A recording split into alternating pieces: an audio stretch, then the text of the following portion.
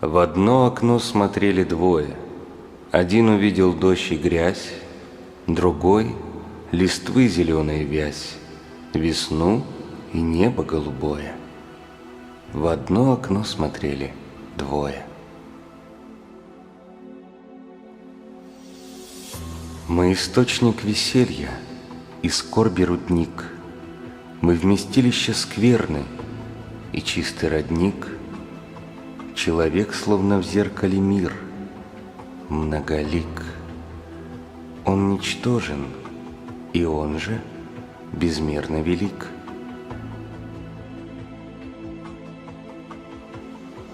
Чем ниже человек душой, тем выше задирает нос. Он носом тянется туда, куда душою не дорос. Красивым быть не значит им родиться, ведь красоте мы можем научиться. Когда красив душою человек, какая внешность может с ней сравниться? Кто жизнью бит, тот большего добьется. Пуд соли съевший выше ценит мед. Кто слезы лил, тот искренне смеется. Кто умирал, тот знает, что живет. Коль можешь, не тужи о времени бегущем, не отягчай души ни прошлым, ни грядущим. Сокровища свои потрать, пока ты жив, ведь все равно в тот мир предстанешь неимущим. Так как всякий на время пришедший сюда только плачет, что должен уйти навсегда, счастлив тот, кто хотя бы мгновенье был счастлив, а спокойней тому, кто не жил никогда.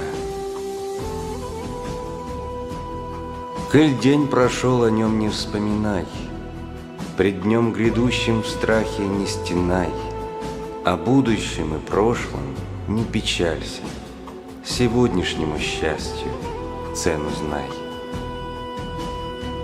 Не завидуй тому, кто силен и богат, за рассветом всегда наступает закат. С этой жизнью короткою, равной вдоху, обращайся, как с данной тебе, на прокат. Кто понял жизнь, тот больше не спешит, смакует каждый миг и наблюдает, как спит ребенок, молится старик, как дождь идет и как снежинки тают. В обыкновенном видит красоту, в запутанном простейшее решение.